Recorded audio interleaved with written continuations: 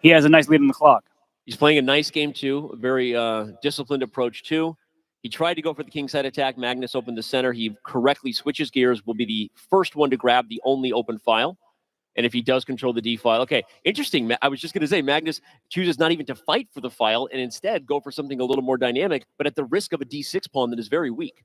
It sort of has some Sicilian vibes, where this pawn is backwards, it can be attacked, but there aren't that many pieces remaining. So look at Magnus, he decides to strike, B5 takes away the C4 square. That knight was trying to venture forward and attack that D6 weakness. So I think that both sides can be happy about some elements of the position here. The D6 pawn a weakness, that's for sure, but black actually has some active play himself. A knight coming to A5 and into C4, that could be annoying. It's funny, you highlighted Sicilian structure, but there's two bishops missing, right? No dragon bishop on the dark squares, despite the fianchetto structure, which can sometimes help to guard the D6 pawn, and no light squared bishop on E6, right? Which happens in these Najdorf structures for black. So again, I like the dynamic choice from Magnus. I think it surprised everybody, but I still feel like Hans, especially with the time advantage, in a decent spot here as white, should keep the pressure, look for ideas of queen A3 as well. Magnus takes a passive approach rather than knight A5. What are your thoughts on that? He's saving himself by covering the F5 square. There was rook takes D6 in the air, and if the queen took back, then knight F5 would be a check and a fork, picking up that queen. But that's what the knight on E7 is doing here. Put that in blue because it's a hero. It's covering that square a second time, and that means there are no funny business on F5. I mean, I would pretend that I saw that tactic and set you up for it, like an assist for a dunk, but I didn't even see that. So very nice. Rook takes D6 with knight F5 check. No longer possible. Rook B6 defends both pawns. Just a good move, right? Just trying to bring more pieces into the defense. And it might not just be defense. Later in the game, if Magnus strikes with B4, he can open up lines for his remaining pieces. So both sides have difficult decisions here. Seems like white's pieces are pretty optimally placed, but that's frustrating in chess. All your pieces on good squares. Your knight on E3 wants to hop forward but has nowhere to go. And so he makes a quiet move. King H2. Danny, what are the ideas here? King H2 is a high-class waiting move. I like those kind of moves in these positions. You don't want to make high-class waiting moves with your pawns, everybody, because those things don't go backwards. And, okay, F3 is a good move, reinforces E4, but in general, one of the tricky parts of these equal-ish positions is you might make a pawn move that you think is harmless, Robert, and that comes back to bite you in the endgame. We see Magnus take advantage of those types of little weaknesses, squeeze water out of the stone so often. So I love that Hans is playing patiently. That's what I like about King H2. And again, F3 reinforces. I'm going to just go on a limb and say I don't think a draw is a bad result for Hans in this game. Objectively, he lost game one. He doesn't want it to get away from him. You don't want to lose two in a row ever, but certainly not against the GOAT.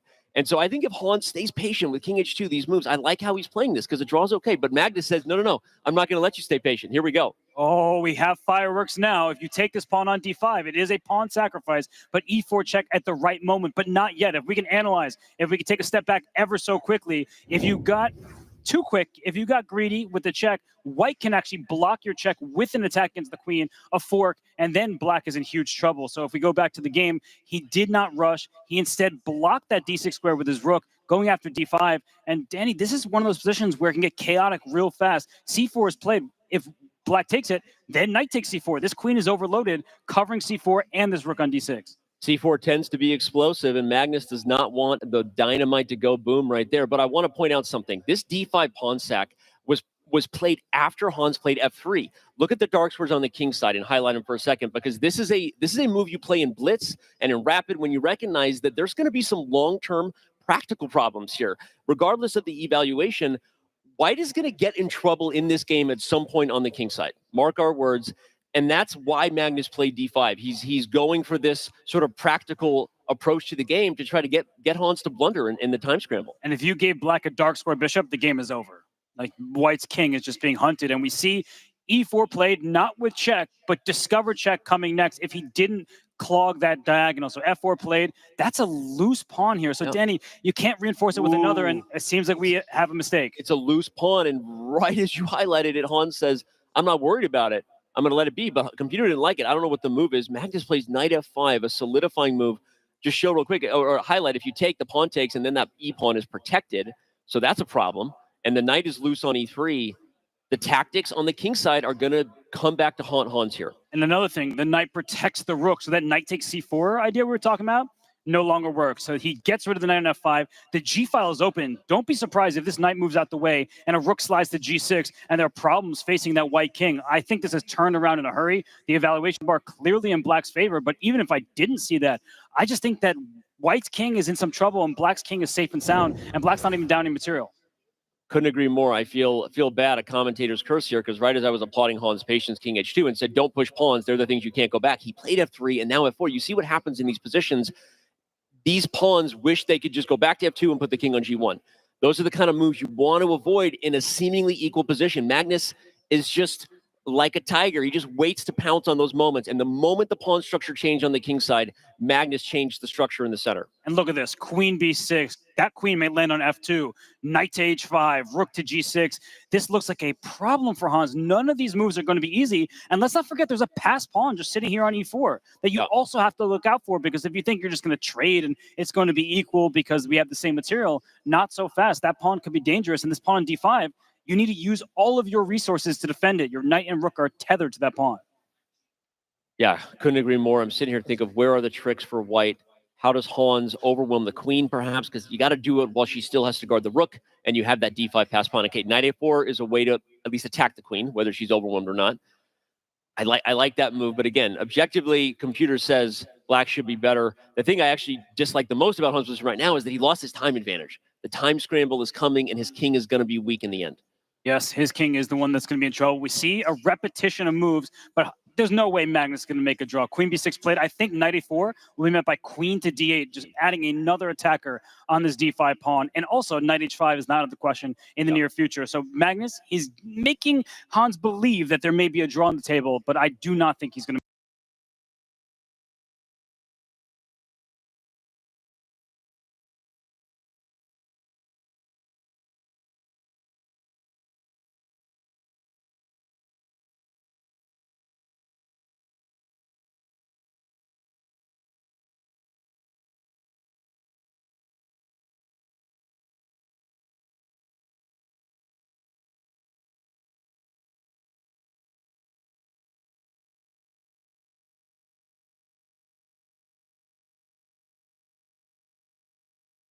And g3, queen to c3 check, and queen f2 comes in. But f5, it's also a target. Hans is on the attack. And he goes knight g3, does Magnus. So look at this, the f5 pawn is protected, e2 is coming, knight f1 check is in the air. This is way too complicated. It's a three.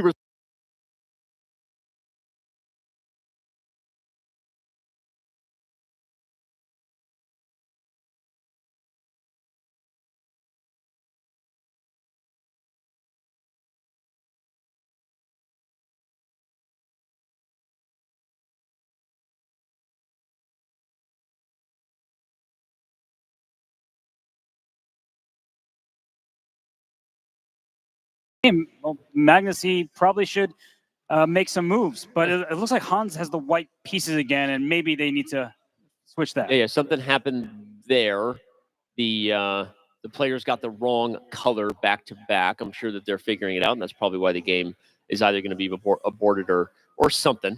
But yeah, so back to what you said, from a storyline perspective, that was huge for Hans, because not only was a draw probably a good result, even if you didn't want to admit it, you don't want to lose two in a row, but getting a draw when you were much worse is super important, and he steals stalemate from the jaws of defeat, and he's in this match. Yeah, he stole a half point there. I mean, it's maybe a bit too harsh to call it stealing a half point. He really was playing some great defensive moves, and we see these two players.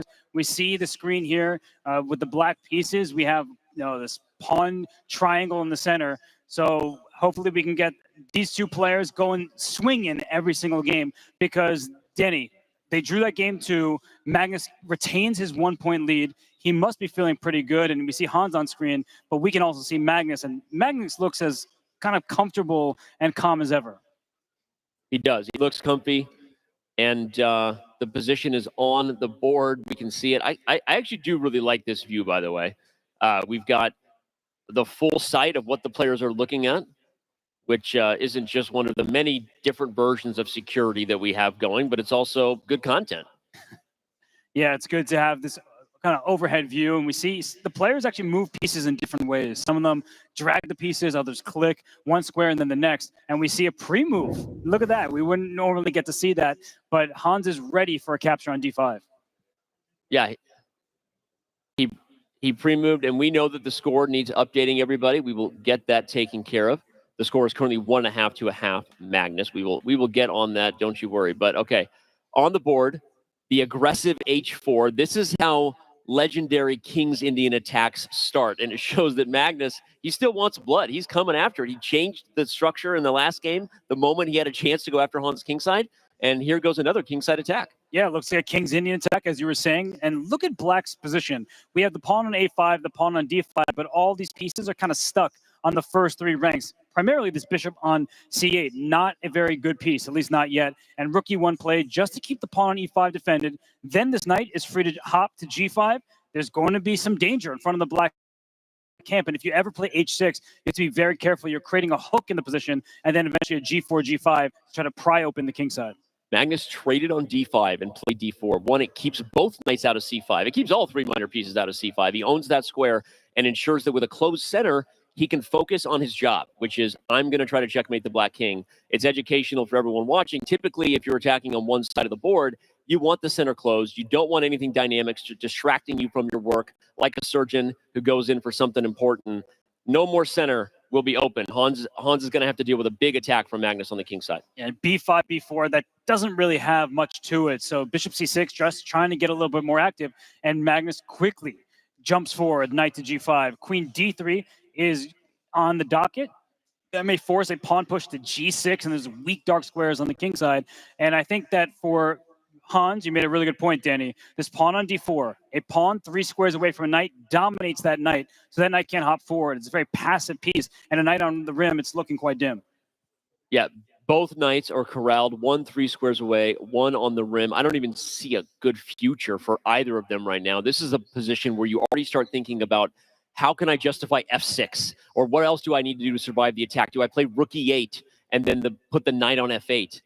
We see that Hans was hovering with the mouse over b5. I actually do love that view. It's fun to see what the players do because they all do it differently. Some drag, some click. Sometimes they like to hold the piece over to go full XQC PogChamp style and just check all the legal moves. I mean, I'm kidding. But Hans was holding b5 before he played it for several seconds. And some players like to pre-move. Just in case something is captured, they pre-move it to save that little bit of time. But here it's going to be a difficult time for Hans. He's trying to go forward on the queen side. Here we already see checkmate in 1 is threatened. Hans, of course, will not blunder that. But if he does play pawn to h6, we may see a sacrifice on that square in the near future once the knight retreats. So, Danny, this is not looking very pleasant for Hans Niemann. This is all Magnus Carlsen could dream of in this game 3. Not at all pleasant for Hans Niemann. If h6 is played, by the way, that pony will go to h3 to leave that diagonal open. And that's why Hans says, I'm not even going to go for that. I'm going to get rid of my favorite bishop, but I have no choice because I got to stop checkmate. And back to my point about knight f8. Ooh, no, now it's not possible. I was going to say, you got to consider whether you're going to leave that square open for the rook, and he didn't. No. So now you are really trapped on the king side. That knight is no help.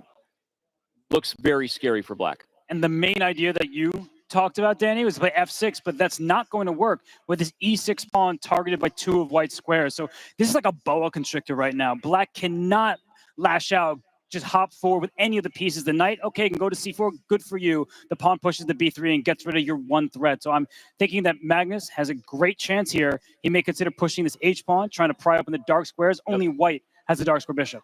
He's playing with house money here. When you've got this much space and all the options, you could also go for bishop f1, bishop d3. Let's highlight that. Not something you can always do once you fianchetto, but with a closed center, that light square bishop on c6 for black is not going to have any part. And so, okay, he gets another piece in the game. Use all your forces, kids, in chess when you're attacking. Magnus Carlsen leading by example by bringing that pony to the king side. Don't put the cart before the horse. So here comes that horse, that pony, that knight, just trying to help in the attack. Kingdom for a horse? Yeah, well, sometimes you have to. This black kingdom over here is in grave danger. I just don't see easy moves for Hans. I actually think that the evaluation bar is accurate. I would never have first thought this +3. I would just look at this position and say that white is having all the fun because black's pieces, look at them, the 3 minor pieces over here doing absolutely nothing. Yeah, the computers sometimes put math to the human evaluation. We would just look at this and say, white is dominating. checkmate is coming to the king side. Here comes knight f4. Here comes knight h5. The f6. We might get a photo finish here, right? Get your puzzle rush out, boys and girls. The pieces on the king side are not playing. So is it +3? Is it somewhere even closer to +8 when it comes to how humans think about this? This just feels so bad right now for Hans. And just a loose position because this queen protects the bishop. That may seem irrelevant, but if you ever want to play f6 and bring your queen over to the king side to help defend, your queen is actually doing an important job. Now, there is a threat here. Yeah. I see a fork. This knight will hit both rooks at the same time, so don't just play a3 thinking that little pawn is under attack. And look at Magnus. Yeah. Take this pawn. It's not relevant here. He might even take, I was going to say, he might even take the exchange right now. I thought he might play rook takes c6 first, but the idea is sort of the same. Knight takes g7 and bishop f6 are threats on the board, everybody. Hans has less than 15 seconds. This is a one-sided game, as dominant as any we have seen in the first three. Magnus Carlsen is bringing the pain and bringing the house over here. I think you could just take on g7 with his knight, but you do want to calculate. You just don't want to give away your pieces when you're up 2.5 minutes. So for Magnus Carlsen, he's in a dominant position. He's leading by 1 point, about to make that 2. But look at him, knight f6 with a fork. And if you take it, bishop takes, and the king is smothered in the corner. That's just a checkmate. Well, queen h5 is coming next. We have more checkmate threats. Rook takes c6 might just be adding insult to injury. No, he doesn't even want it. I mean, that was a free piece. He'll probably take it after bishop takes f6 check. Hans made that move with 0.7 seconds. Rook takes c6. Hans not going to resign. I think that from a match strategy point of view, are we already thinking, all right, this isn't going well? Is it the psychology you and I talk about of let me work out the nerves? Or is it like I'm already thinking about getting seconds off the clock because I actually like my chances in faster time controls against Magnus? Oh, I think it's quite clear that Hans's best chances are in the quicker time controls. But let's not forget that Magnus Carlsen is no slouch in bullet chess. So no matter what time control, it's going to be a problem. Magnus Carlsen wins by resignation. We have a first 2-game lead of the match. It is a 2-game lead for Magnus Carlsen. They switch colors, and they're going to quickly do it again. And this is the script. We talk about how Hans Niemann, okay, he wasn't winning, but he was better as black. And he was this close to maybe having that other storyline people talked about. What he needed to do was to get an early lead. Now he's in that storyline that people said, you don't want to get here because if the GOAT gets going, he don't stop. And Hans is a streaky player, and sometimes that plays to his benefit where he wins a number of games in a row. But like any player, you could be victim to tilt. So he is playing a calm game 4 right now with the white pieces. That's the good news. But he may already be in results-oriented thinking. When you're playing the best player in the world and you're down by 2 points in a match that has a finite amount of time, you start thinking, I need to get those wins, but then you're not playing chess. Yeah, you can't let any decision that has nothing to do with what's on the board affect your decisions on the board. Obviously, much easier said than done. The best players in the world do it better than all of us, but they are human. And certain players, as you said, are more shrieky than others. Certain players, like if they start off well, they're just like, what are they capable of? And so Hans doesn't want any type of streakiness to continue here because that streak is not going well right now. We've seen this position before. This would happen a couple games ago, and this exact position occurred. And Magnus did the same thing. He tried to open the D file, trade some rooks, and it worked out quite well for him in that game. So he took on d6 with the pawn when the capture happened. Danny, I have to think that this is good for Magnus Carlsen because he's not required to go deep into the memory bank. He just played this position, and objectively, it's quite solid for black. He changes up by taking the rook, which allows the queen to take, because now black will be the first one to get the d file. If you're just tuning in, folks, this exact game occurred in game 2, and Hans Niemann played rook e to d1 there, or sorry, rook e to e1 there instead of rook takes d6. Here, Hans takes on d6. I don't like the repetition from Hans, because even though that game was a draw, I liked how Hans played until he played f3 in that game. So he varied. I wish Hans had played the same line he did. I thought his position was going okay. Now he goes for something different. Maybe he wants to switch to an attack on the king side. But let's not forget, neither of these players had the opportunity to check the line. He only knows what the result of the game was and the direction it was going. And it was all Magnus for quite a while. So this seems quite safe. For white, the knight's on f5. That's always dangerous. Some people like to call it a knife on f5 as you're trying to slice up the black king side. But it's not in time, Dan. You need to jump over this knight, bring a rook to g3. It takes so much time to make this work. The good news for Hans, Danny, is that this queen on b3 is keeping Magnus's rook honest on the b file. I've been super into jumping over pieces variants. I really want it on chess.com. Just like, can we just get one move a game where you can put a piece and jump over your own piece? I'm just saying. We'll get on that. All right, he goes back to e1 because, jokes aside, he doesn't really have a chance to focus on the king side anymore, and you can overcommit to an attack if it's not there. So again, this is a mature move from Hans. I like it. He's staying in the game, staying focused. That shows like, hey, I'm not going to let emotions run this game. I'm not going to try to pretend there's an attack where there's not.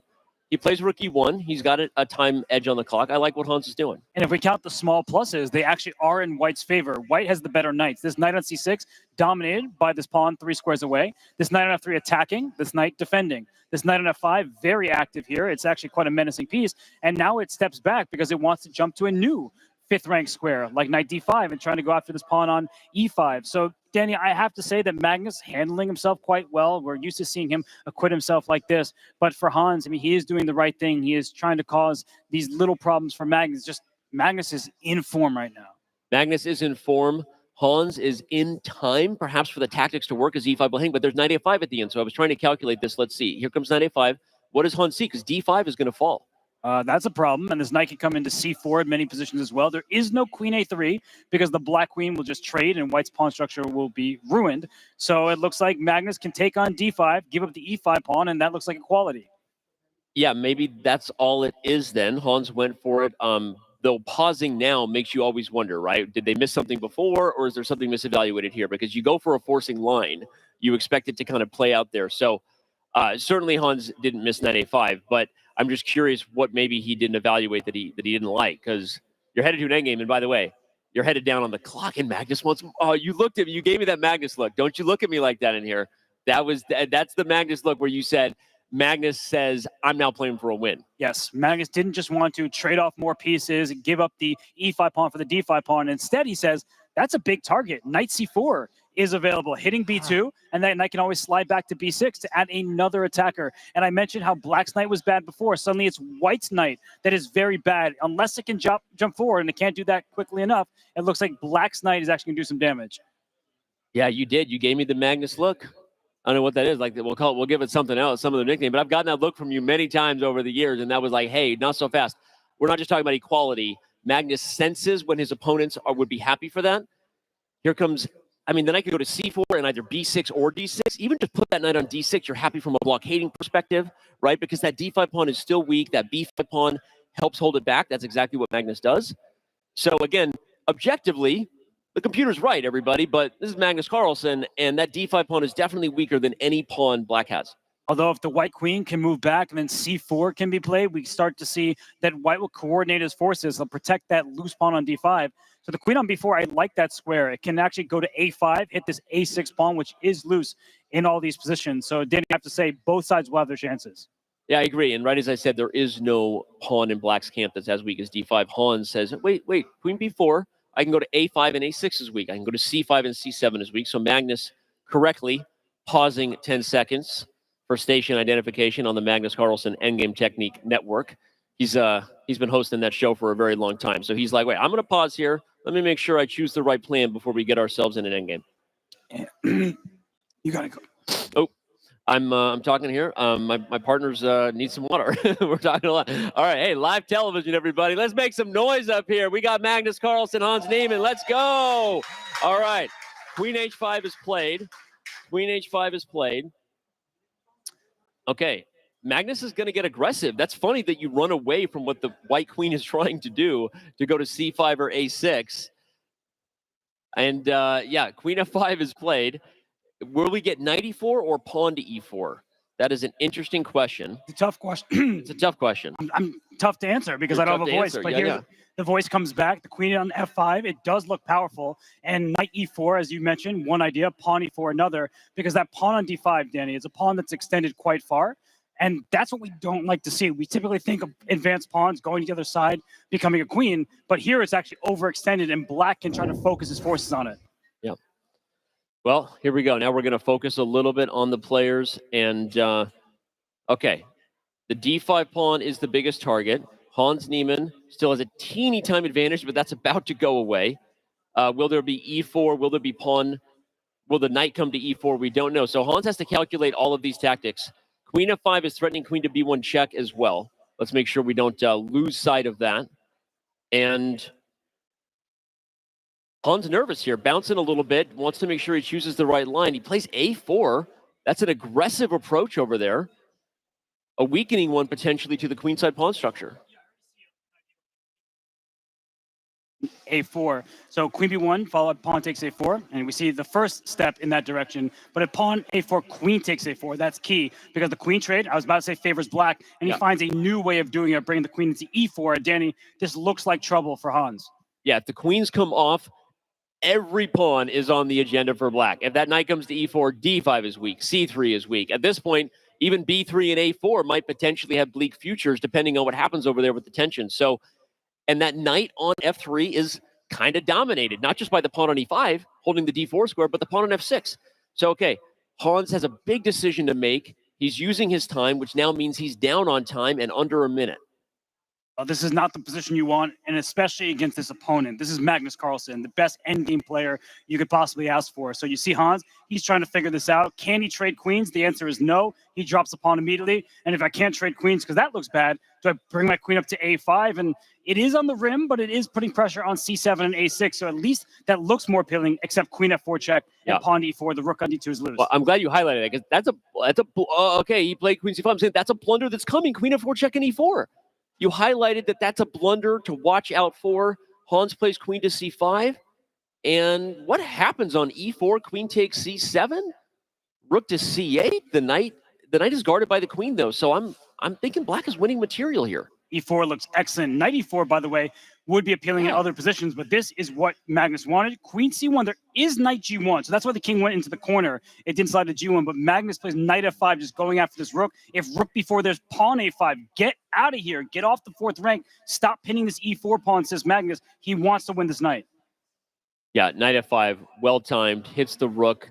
That rook is overworked. You want to keep pinning the pawn on e4, but if you leave the d file, stranger things will happen. Okay, Hans finds a kind of a chaos move here, right? Guerrilla warfare, throw a grenade in and jump out and see what happens here. But Magnus doesn't normally fall for that type of stuff. He'll figure out the tactics. It's a smart move to try to get in the trenches because if you do take on d6 with the pawn, this queen slides over d5 with check and then picks up this e4 pawn as that black king is in the line of sight. So rook takes d6 played, and it was a mistake. But looking at the clocks, I think that's the biggest hurdle for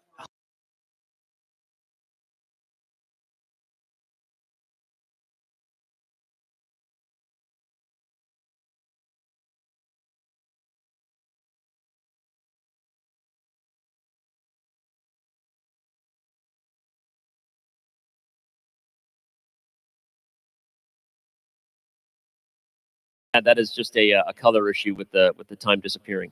We'll get it fixed. Okay, knight to d4 played. just trying to trade off the pieces. Trying to trade off pieces. The black king, it's not the safest square for it. You would hope that there are more pawns safeguarding it, but with some weak light squares, there could be some checks against it. And if you can't parry them off, that will give white drawing chances. But that's why Magnus, he presses forward, pawn to f5. Hans really is barely getting his moves off. 0.4 seconds when he made that last move. And the white queen is in. But unfortunately for Hans, that the black queen is centralized. I mean, look at this, Danny. E3 happens. C3 will be loose. And maybe queen f4, queen f2. Oh, it's happening. It's happening. The queen comes in. The e-pawn will run. There is no perpetual. Ooh, Magnus wants more. He's going to take pawns with check and make sure that he works it with no diggity here. He might even get the queens off the board before he advances e2. No, now queen f5 check was easier, but two queens will get the job done. Magnus Carlsen has a 3-game lead. Unbelievable start for Magnus Carlsen. Look at him. He's determined. I was going to say the gloves are off, but the headsets are off because then it's midway through, they get a break.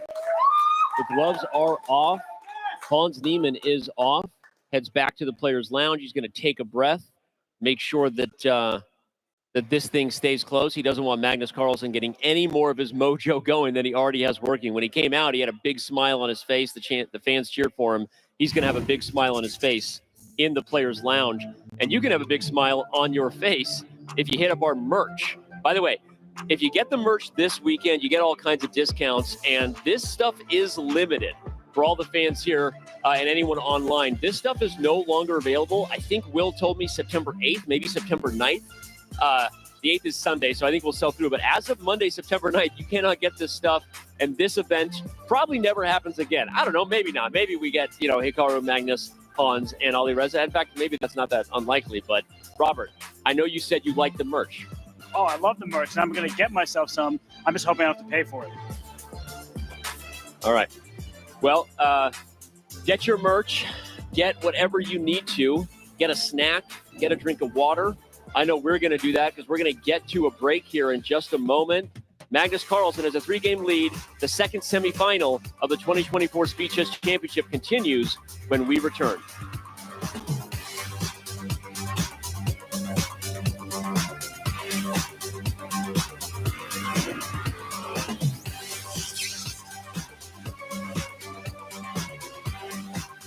Hans Niemann had unquestionably the toughest and most dramatic road to the Speed Chess Championship finals. On May 20th, he won his first ever title Tuesday, and he soon recorded more strong results, earning enough points on the Title Cup leaderboard to take the last qualification spot in a nerve-wracking final day. Niemann's first match was against Maxime Vachier-Lagrave, a former Speed Chess Championship finalist. Vachier-Lagrave started with a lead in the 5+1 time control, but Niemann bounced back in 3+1. The score was all tied up in the final bullet game when pure chaos ensued. Beating Vachier-Lagrave was a tremendous feat, but the French former World Blitz champion has been known to be streaky. How would Niemann fare against another Speed Chess finalist and one of the most solid Blitz chess players ever, Wesley So? Even better, it turned out. Nearly everything went Niemann's way against So, as he defended tenaciously in the hardest spot, and even won from dead loss positions. Niemann himself could not help but laugh.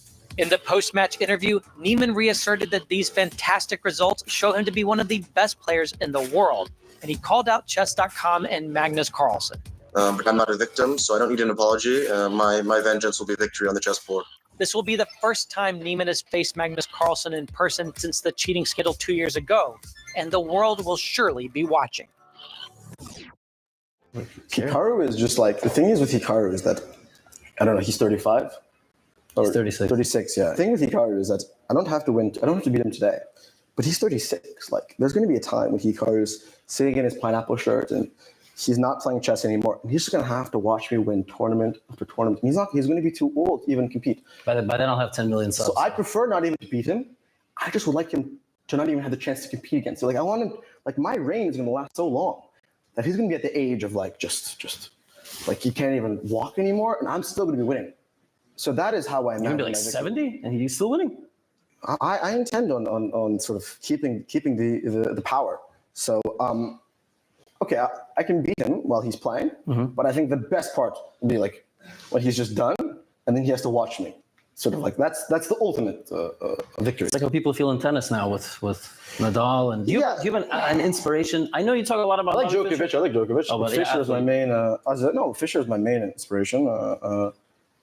He's my sort of greatest idol, and his the way that he sort of overcame the Soviet Union, and it was something like a level of greatness that can never be compared. It's more impressive to overcome Chess.com or the Soviet Union. I think the KGB is a bit more difficult. Like they're a bit dirtier. Okay, it's close, but like It's close.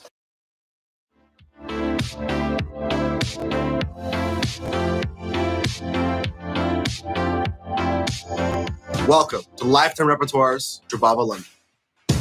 I want to bring the Jubava London back to life, not only at the top level, to popularize it throughout all levels of chess, because I truly believe in the power of the opening. It's not just aggressive, it's not just positional. The fact that it's dynamic means that you're going to be forced to play different types of positions, developing positional, aggressive, attacking skills all at the same time.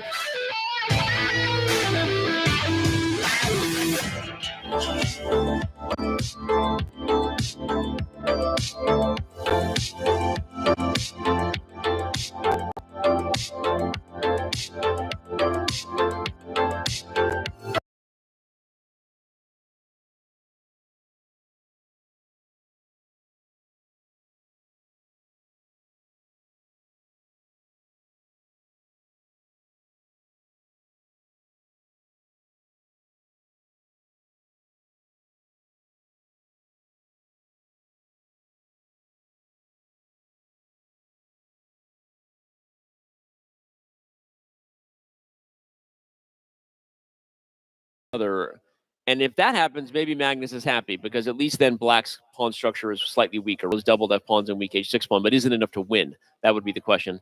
But here we go. Magnus plays rook takes A7. We're going to get forcing lines. Does Hans have rook C1? that could get scary for Magnus. Yeah, here comes the checkmate. I see what you want over there. And actually, we should pull up an analysis board because it's a very tricky line. If you think it's just out a pin on the first rank, it's not just that. Rook takes F1, king takes F1 to make that quick move. Bishop H3 check, the king moves out the way, and then rook E1 would be a checkmate. So be very careful about these sequences. But the key for white is that if rook takes F1, I think there's rook takes E6. You're trying to checkmate me on the light squares. I'm going to remove your greatest attacker, and you see that the engine favors white because the endgame is nice. The B7 pawn will fall after both those rooks come off the board. Move, king, get out the way, checkmate for Hans. He would love that. Hoping to get his first win here. I'm gonna be honest or be a little personally biased. I'm hoping for Hans to get his first win. I want to see it. I want to see Hans strike here and get a dub. But I don't think Magnus blunders into those types of tactics. And now Hans is getting under 30 seconds, which makes you even more nervous because very few enter these types of situations against Magnus Carlsen and come out alive to talk about it. Yeah, he probably is looking at the C3 pawn, which can be captured, but then white plays C5, and suddenly there's a clamp down the queen side. That B7 pawn cemented in place. It's a target. Look at the clock. Hans suddenly in huge time trouble. Yeah, and ultimately plays a move you don't want to see with bishop C8. It's a passive move. Magnus could come back to D1 and take care of problems, but then C3 falls. Again, objectively, we're looking at a very equal position. I guess, the evaluation bar, the opinion of the computer reveals as much. But you know that Magnus is going to do the thing he does to just pose problems. Oh, wait. No, now it works. Now it works. Yes, because there is no rook sacrifice on E6, and Hans is having a problem here. I'm not sure what, but something has gone wrong. I have no idea what's going on. He plays rook C1, king to G2. He takes F1, and he's just winning.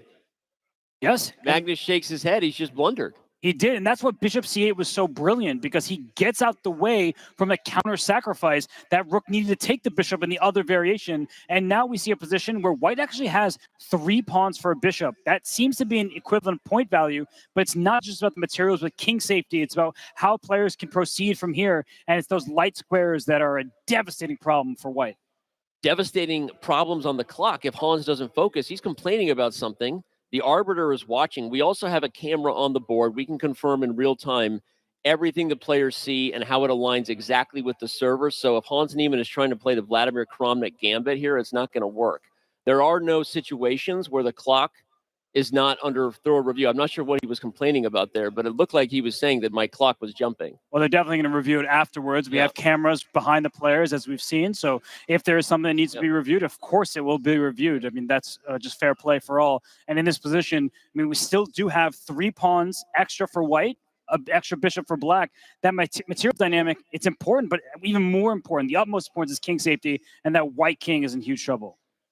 Yeah, and the bishop comes to E6. The white king is in huge trouble. Hans Niemann should get his first win here. He's close, but Magnus Carlsen is not going to lie down. Here come the double rooks, though. And Hans, by the way, finds this with just a couple seconds, which is brilliant chess. Will he get enough here? Doesn't want to settle on the draw. Okay, he couldn't take C4. Yes, because a rook takes C4. But he's just going after the white king. You could take B7, but then you get checkmated on the first rank. One of these rooks is going to do the damage. So you see a resignation, and that's Hans' like first that, win. Hans Niemann gets his first win of the match. He's complaining about something. We're going to figure that out. We've got cameras on the board. We will be able to confirm anything like we said.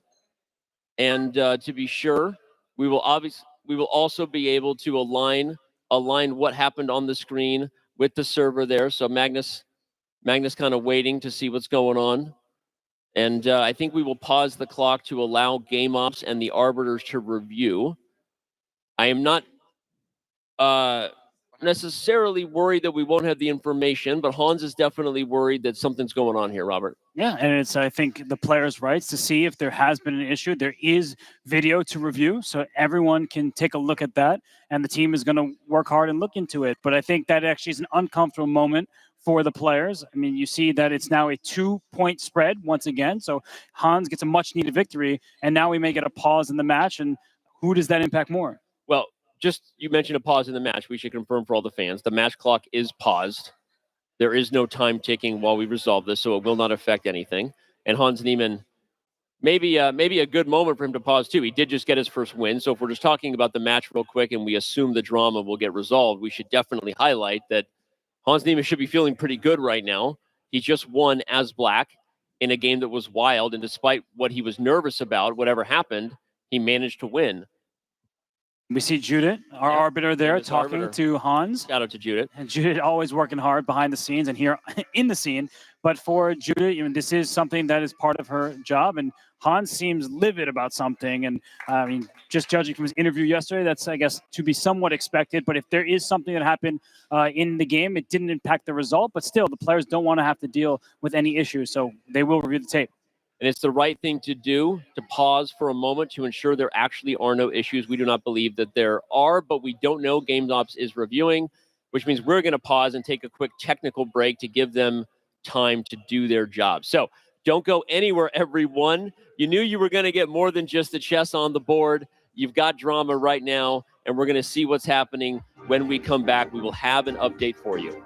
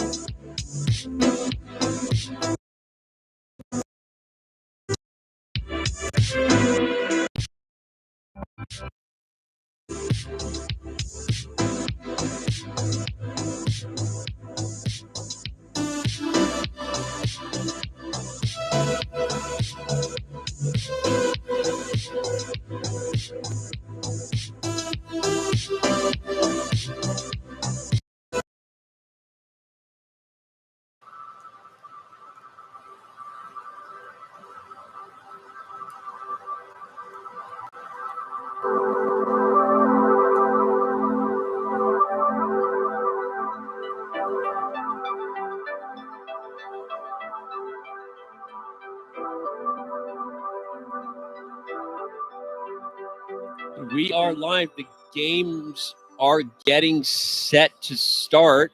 All issues have been resolved. Hans Niemann's worries have been subsided.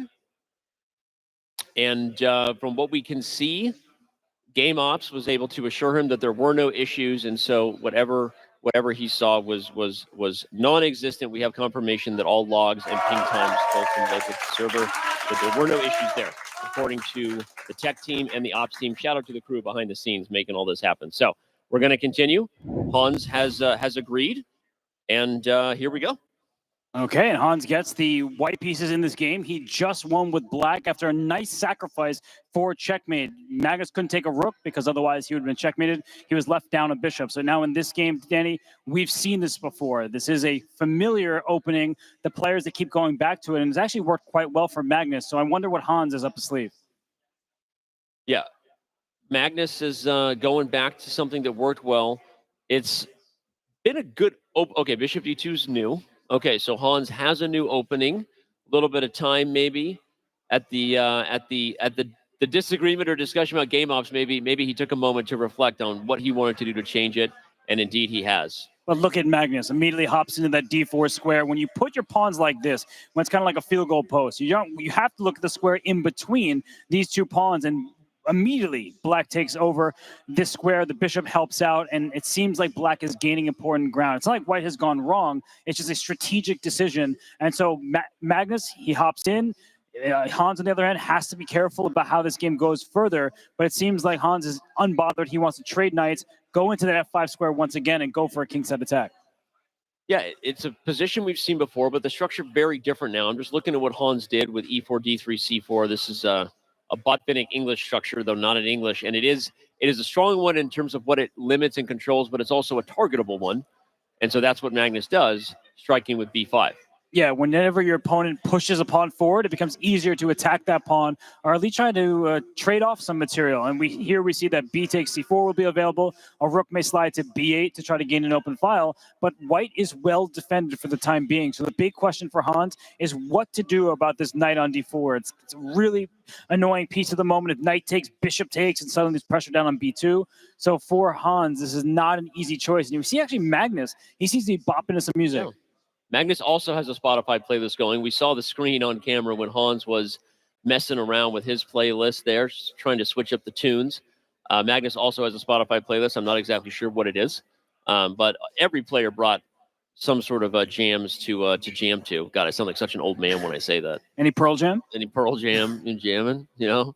But all right. The structure has changed. Magnus opens the B file, but the D4 knight is immediately being targeted. Yes, now White has 3 attackers on that square, and that's why we see a trade on F3. The White queen takes back, trying to get into the attack, and Black's knight steps back. It's not just to maneuver around.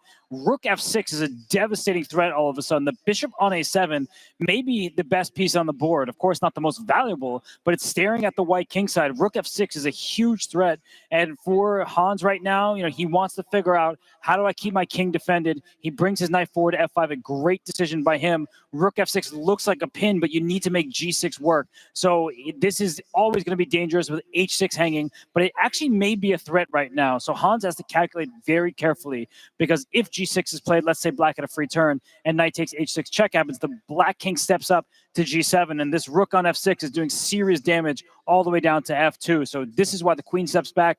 G6 no longer so threatening. The knight takes and then retreats to G4, which protects this loose pawn on F2. So right now, it seems like both players have everything under control. White's structure a little bit healthier. This A6 pawn, it's a long-term weakness, and this is really far down the line. But what Hans would like to do eventually is start pushing these pawns on the queen side, because that's where his advantage lies in terms of having an extra B pawn compared to his opponent's extra D pawn. I prefer to have the B pawn because it is more mobile here, and eventually I can push that up the board. But all focus, all attention in the center right now. It looks like both sides just trying to time their pawn pushes accurately. G6 now becomes an idea. The knight will have to retreat to E3 to blunt this bishop on the diagonal. So it looks at the moment like Hans, he still is in control, but for Magnus Carlsen, he's keeping steady on the clock, and he's just trying to come up with an idea that allows him to not just parry off some of White's threats and kick some pieces back, but to actually create ideas of his own. It might be this knight on D7 that needs to venture forward. What is a good square? I'm not quite sure at the moment. F4 looks like the best possibility, but that's a long way away. The knight would have to wrap itself around and take 3 turns to get there. So A5 played, and that is quite a move. Bishop takes A5, there was bishop takes F2. That pawn is defended tactically. So A5 just gaining space, a really clever choice from Magnus, and Hans just brings his king in the corner. He may want some F4 stuff at some moment, but that's why Magnus quickly kicks the knight, out of F5. The rook slides out of the way of the F pawn, and we could see some kind of F pawn push eventually. Very risky stuff if Magnus goes for that, but it's one of these positions where White doesn't have the easiest plan either. So both players, they're holding each other. They're stopping the immediate threats. They're trying to come up with new ideas. And I think that Hans isn't exactly hiding his intentions. Rook F1 gets behind the pawn. F4 coming next. We would love to open files. Rooks need that. The D file, semi-open for the rook on D1, but there is a pawn on C7 protecting a pawn on D6. That's a great pawn chain. F4, on the other hand, makes that rook on F1 look very powerful, spying all the way down to F7. That is a weak point in Black's setup. So right now, we see what Hans wants to do. How does Magnus react? Does he say, okay, f4 is the plan, let me make a move like g5? Do not do that. It's just stopping the one move idea. It's actually weakening way too many squares. So it looks like here with the trade, we have knight against bishop and now g5 because they're weak light squares, but only a dark square bishop. Bishops are stuck inherently to their color complex. That f5 square, you would love to bring that bishop around. I can do that with my mouse, but unfortunately for Hans, he can't do that with his bishop. It is stuck on the dark squares. You can weaken the light squares if your opponent can't access them, right? That's what Magnus does at the right time. Appreciate you carrying their partner. So as I talk, will you move your lips so that it sounds like my voice is coming out of your mouth? Oh, there we go. That was fun. All right. Well, here we go.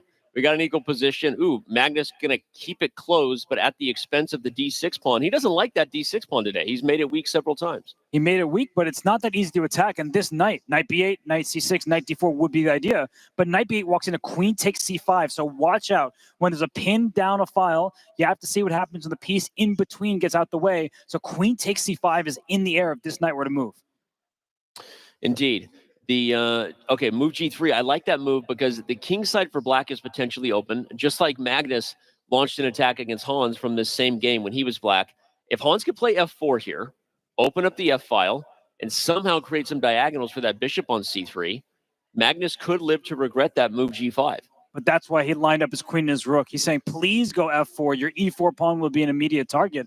And it won't really be a target. It'll just be scooped off the board. And knight b8 played. The engine reacts a little bit, but I'm actually ignoring the evaluation bar completely because this is such a complex position. The players have no idea who's better here. But this knight wants to be better placed and hop in this d4 square, just blockading white's potentially double rooks in the d file before the rook on f1 even gets there.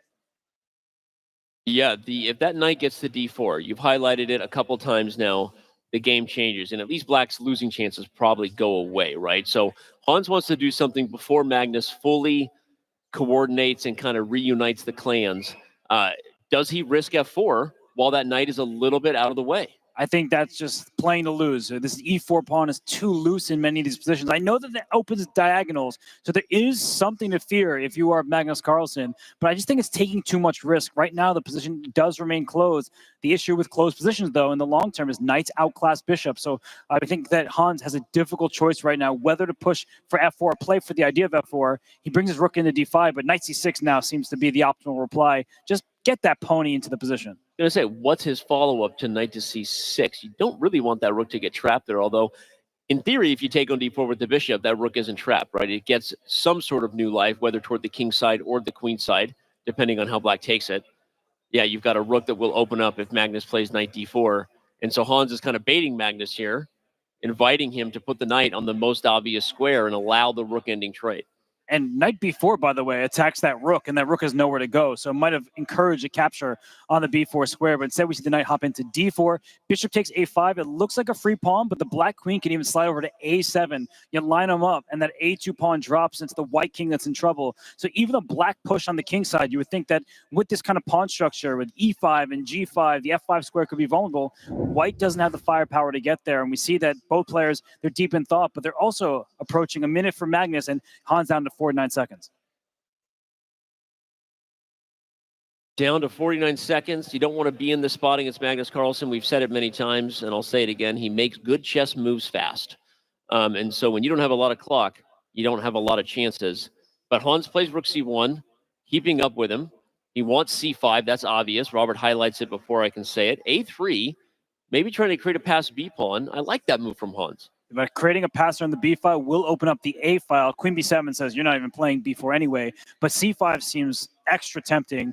You're just trying to open your rooks, connect them, and go after what is an exposed black king side. But instead rook b1, so playing this a bit timidly. Maybe it's this decision making is informed by the fact that he only has, well, now 27 seconds and the time is ticking. Rook f6 is a sneaky move. It opens up all kinds of tactical possibilities at the end of f2. It's one of those moves that doesn't look tricky at all in the moment, right? But that f2 pawn is weak. It's only guarded by the king, now the queen. So Magnus trying to set up the future possibility that Hans will blunder, which is the kind of thing Magnus does when his opponents get under time pressure. That's how you win games that you shouldn't win. And the lead on the clock is actually substantial at the moment. You see that black has about 35 seconds and white down to 13. So if you can find a tricky option, then Hans could be in trouble. But the position remains very close, and Hans is shuffling back and forth. Maybe a timely rook to the c file to try to get a4 in, but that a5 pawn is actually keeping that rook on 8 honest, and I don't see how you make progress.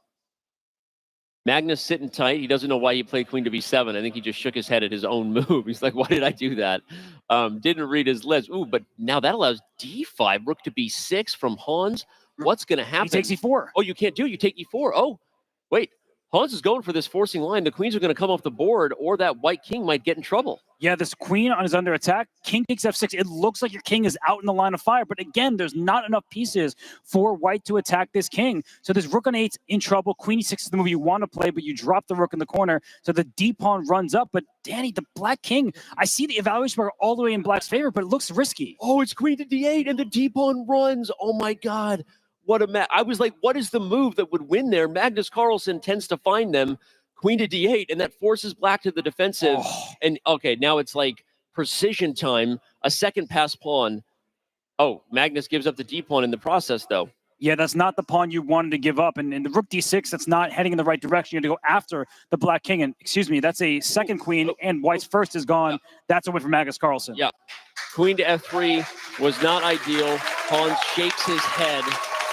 For a second there, I thought Hans was going to get it. I thought Magnus had maybe pushed too far, but the d pawn